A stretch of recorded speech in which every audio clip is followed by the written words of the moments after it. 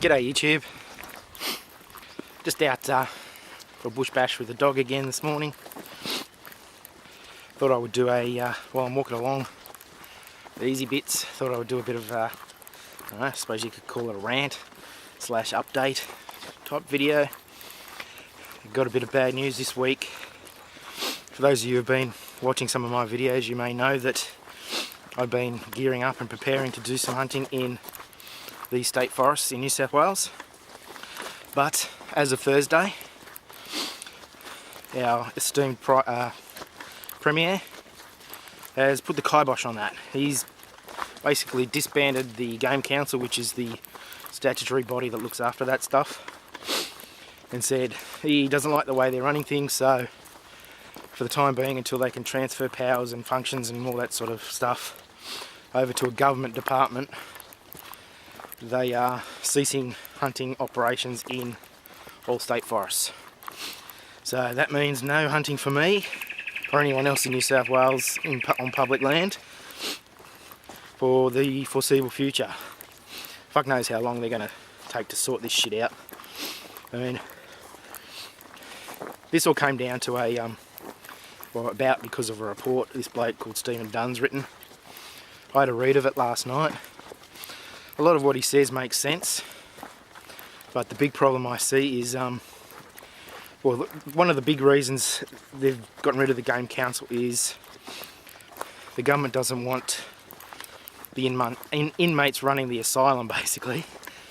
They think there's a conflict of interest, having the people that promote the sport of hunting also issuing licenses and compliance with those licensing requirements, policing the requirements. There was nothing in the report, there was nothing scathing about hunters or the people in the Game Council, except for maybe the idiot that got caught doing the wrong thing. Can't remember his freaking name, but that's what all this came about because of.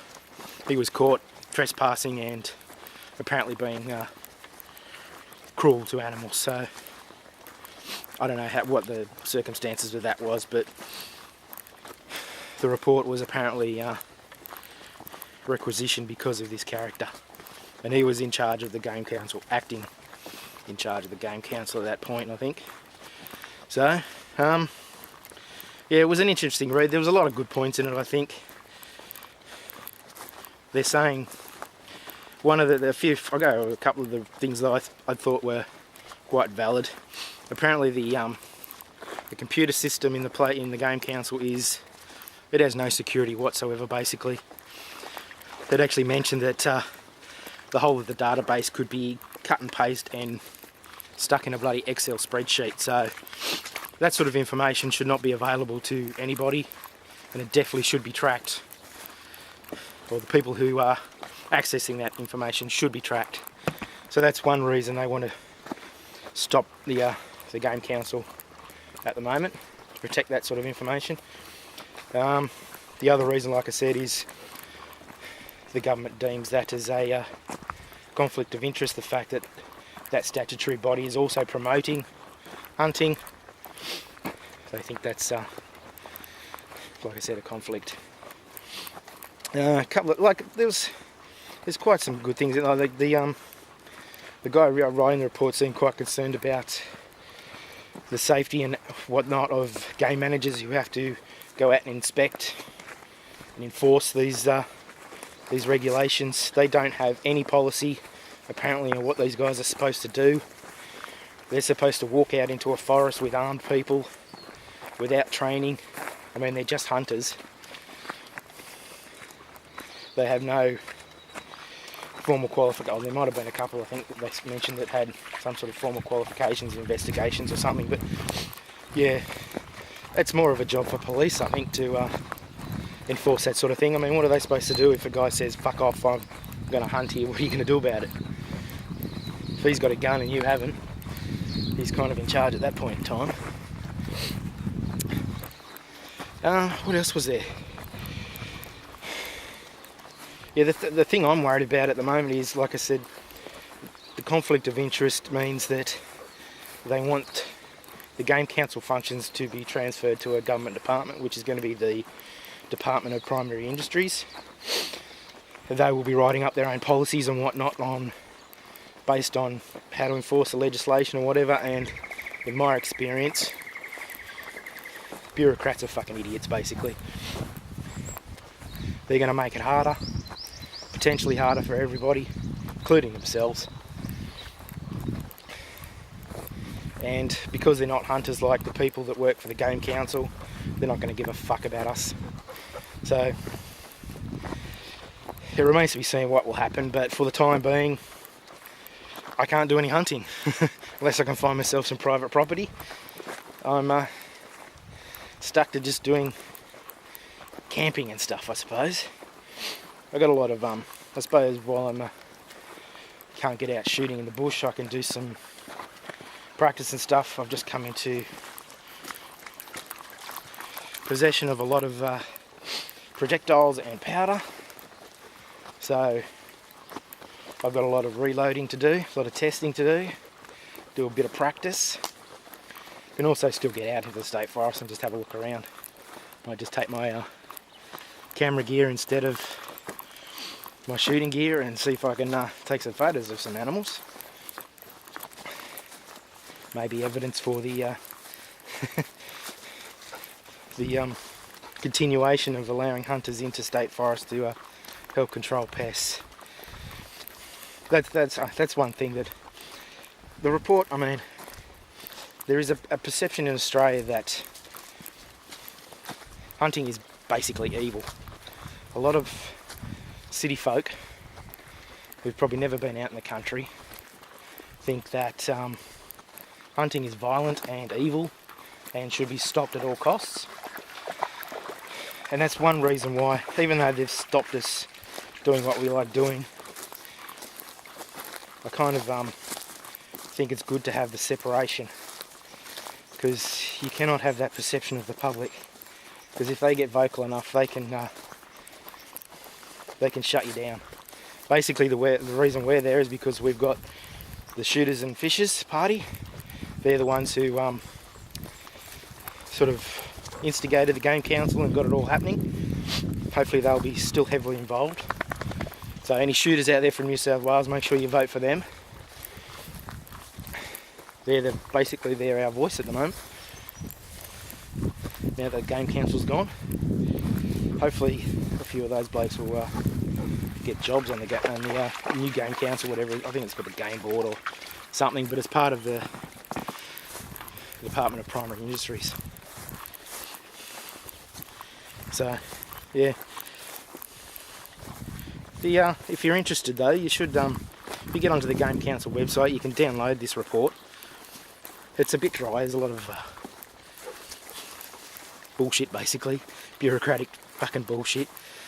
A lot of talking, no action sort of stuff, but some of the recommendations and the problems that this guy illustrated were, I think, kind of valid. There was nothing in there scathing about hunters, like I think I said. He actually said that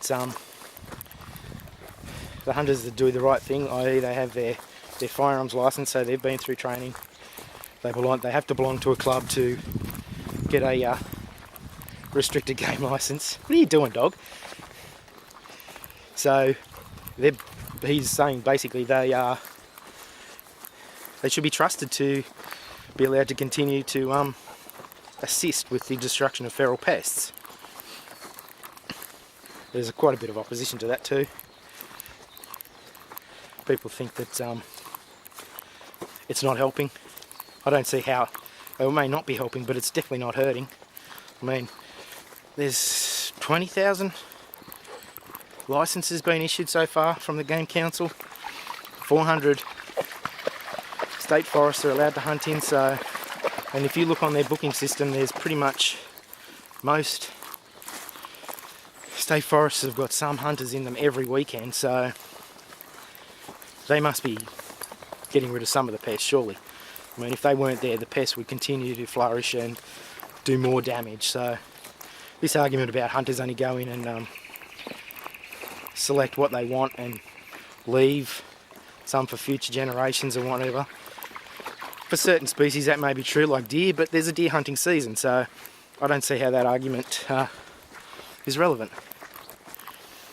But hunting things like foxes, pigs, those sort of feral animals that do immeasurable damage to our forests and native animals, what's the harm in letting people out there take a few of those during the week or on the weekends? I mean, it's not hurting anybody. It's been operating in Victoria for, be fucked if I know how long.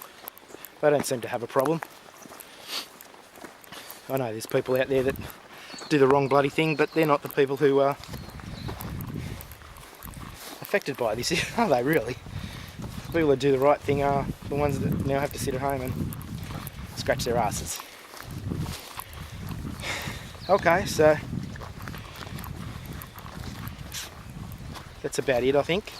I think for now, I'll be, like I said, doing some more range shooting, developing loads and stuff.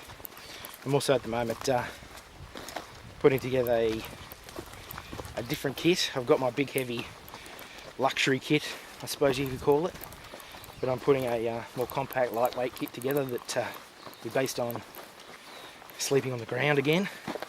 So I've ordered myself a Gore-Tex USGI Gore-Tex bivvy. Should be arriving in a couple of weeks, and if I get I think I'm going to get a new mattress, air mattress. I think it's something like the Big Agnes Aircore, insulated air cores. They seem reasonably priced. And then I just need a some sort of pack to put it in. A nice light pack, comfortable pack. So that's what I'll be doing instead of going hunting for the next, who knows how long. These fucking bureaucrats could take years to get this sorted out, who knows. Hopefully they don't. Hopefully the shooters and fishers will get up them. I mean, the government basically can't get any legislation through at the moment without those blokes, so they have to keep them on side. Can't piss them off too much.